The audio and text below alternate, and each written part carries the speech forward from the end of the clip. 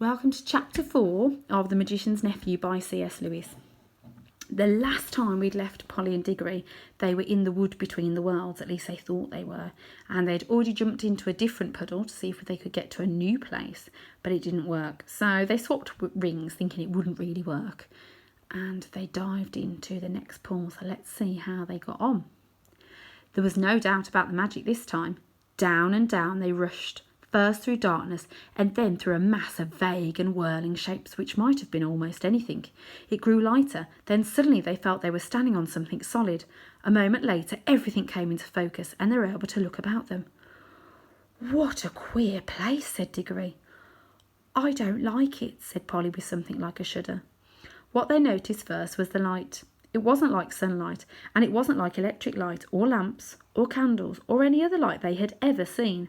It was a dull, rather red light, not at all cheerful. It was steady and did not flicker. They were standing on a flat paved surface and buildings rose all around them. There was no roof overhead. They were in sort of a courtyard. The sky was extraordinarily dark, a blue that was almost black.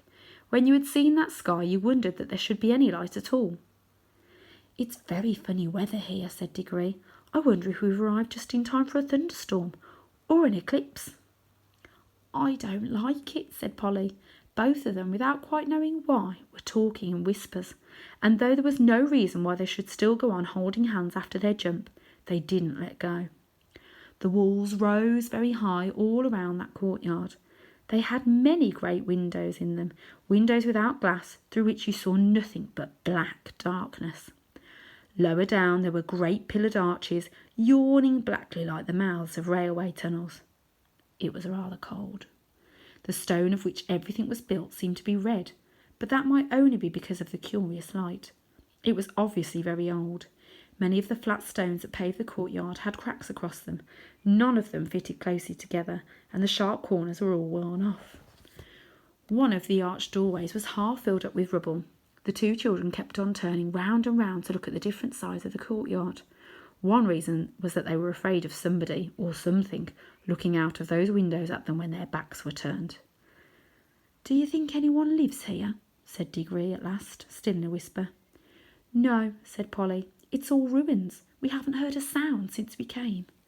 If you have a look there at this illustration, I don't think I'd like to be there. It's very eerie, and who knows what's lurking behind there. "Let's stand still and listen for a bit," suggested Diggory. They stood still and listened, but all they could hear was the thump-thump of their own hearts. This place was at least as quiet as the wood between the worlds, but it was a different kind of quietness. The silence of the wood had been rich and warm. You could almost hear the trees growing, and full of life. This was a dead, cold, empty silence. You couldn't imagine anything growing in it. "Let's go home," said Polly. "But we haven't seen anything yet," said Diggory. "Now we're here, we simply must have a look around." "I'm sure there's nothing at all interesting here." "There's not much point of finding a magic ring that lets you go into other worlds if you're afraid to look at them when you've got there." "Who's talking about being afraid?" said Polly, letting go of Diggory's hand. "I only thought you didn't seem very keen on exploring this place. I'll go anywhere you go." "We can get away the moment we want to," said Diggory. "Let's take off our green rings and put them in our right-hand pockets. All we've got to do is to remember that our yellows are in our left-hand pockets. You can keep your hand as near your pocket as you like, but don't put it in or you'll touch your yellow and vanish." They did this and went quietly up to one of the big arched doorways which led into the inside of the building.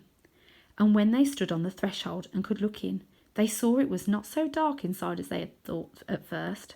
It led into a vast shadowy hall which appeared to be empty. But on the far side there was a row of pillars with arches between them, and through those arches there streamed in some more of the same tired-looking light. They crossed the hall, walking very carefully for fear of the holes in the floor or anything lying about that they might trip over. It seemed a long walk. When they had reached the other side, they came out through the arches and found themselves in another and larger courtyard. "That doesn't look very safe," said Polly, pointing at a place where the wall bulged outward and looked as if it were ready to fall over into the courtyard. In one place, A pillar was missing between two arches, and the bit that came down to where the top of the pillar ought to have been hung there with nothing to support it. Clearly the place had been deserted for hundreds, perhaps thousands of years. "If it's lasted till now, I suppose it's going to last a bit longer," said Diggory.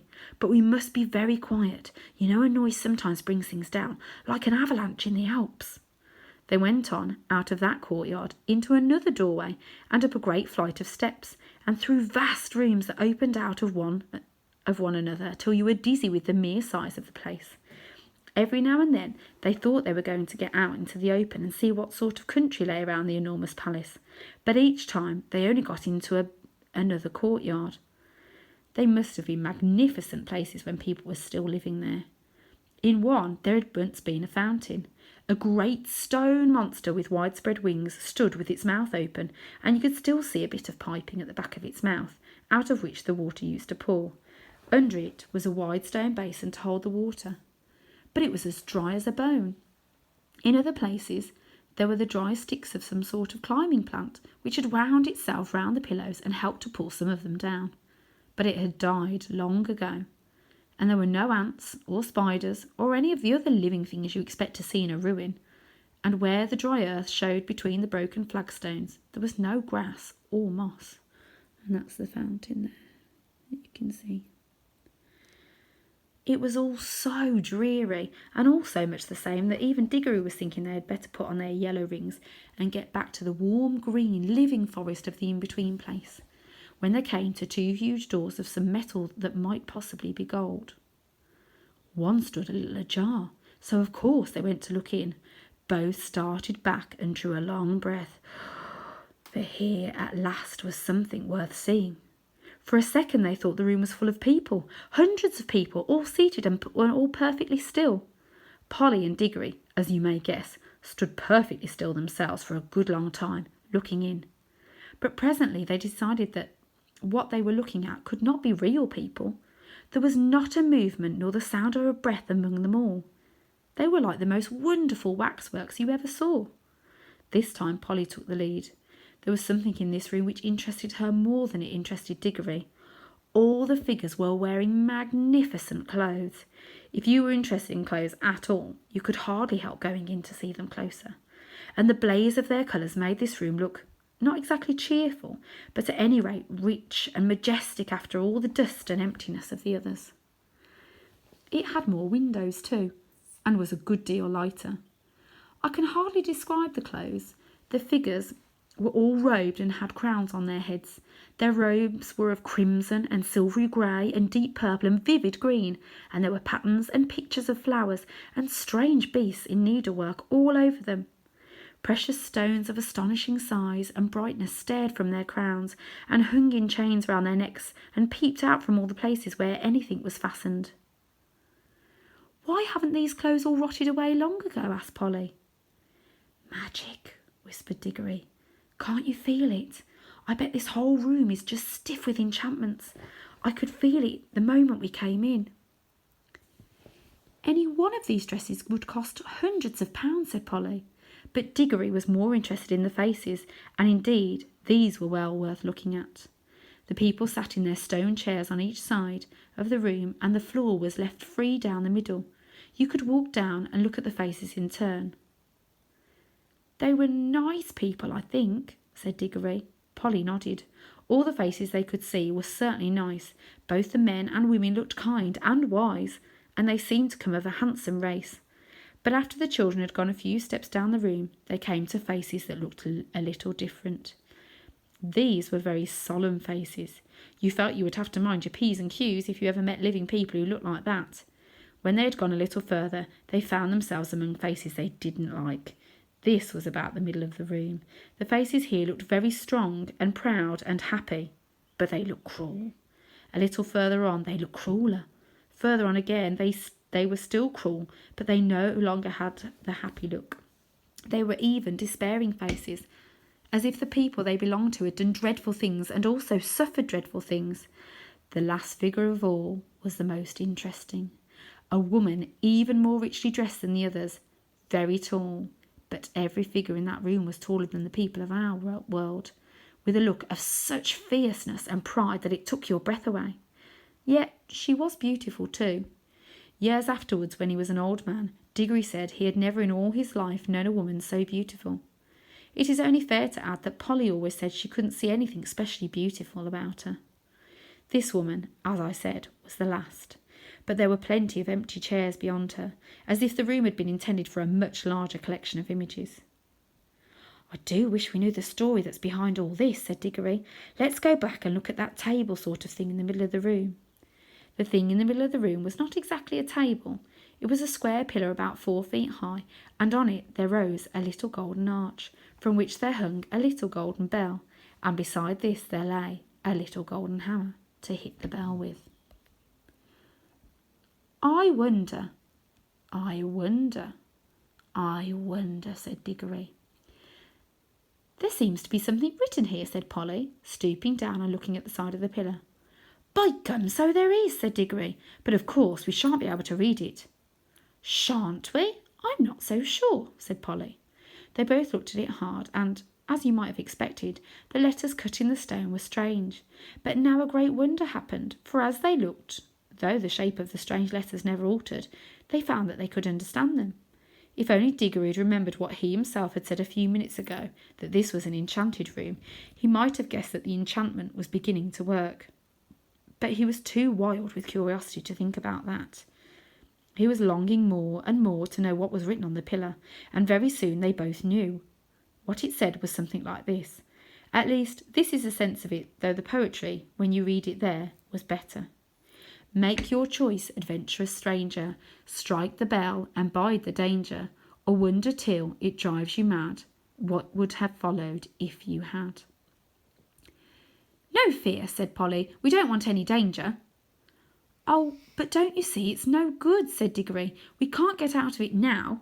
We shall always be wondering what else would have happened if we had struck the bell. I'm not going home to be driven mad by always thinking of that. No fear.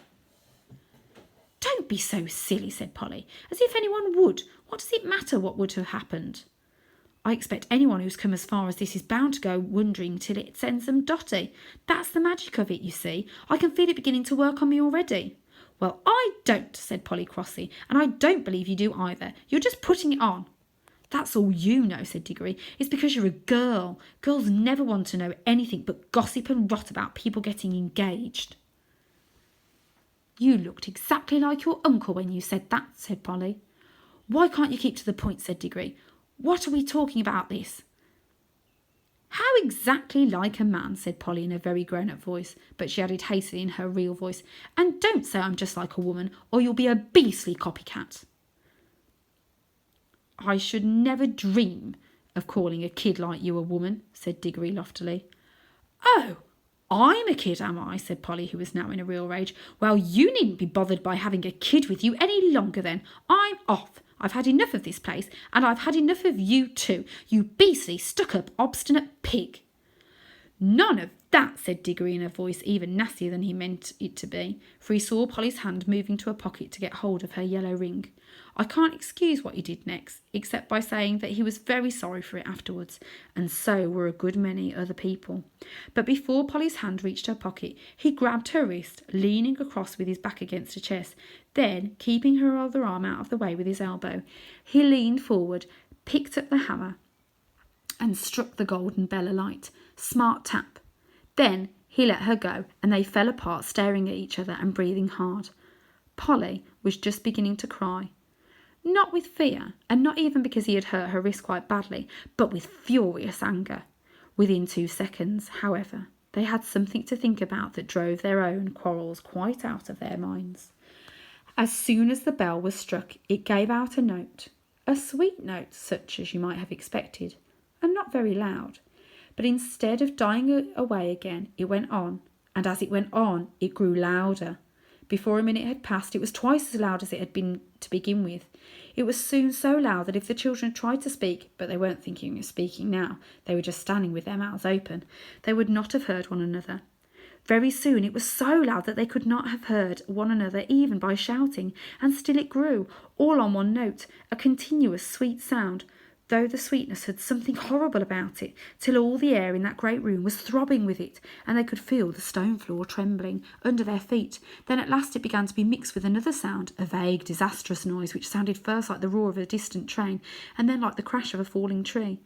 They heard something like great weights falling, finally, with a sudden rush and thunder, and a shake that nearly flung them off their feet. About a quarter of the roof at one end of the room fell in. Great blocks of masonry fell all around them, and the walls rocked. The noise of the bell stopped. The clouds of dust cleared away. Everything became quiet again. It was never found out whether the fall of the roof was due to magic, or whether that unbearably loud sound from the bell just happened to strike the note which was more than those crumbling walls could stand. "There! I hope you're satisfied now," panted Polly. "Well, it's all over anyway," said Diggory, and both thought it was, but they had never been more mistaken in their lives.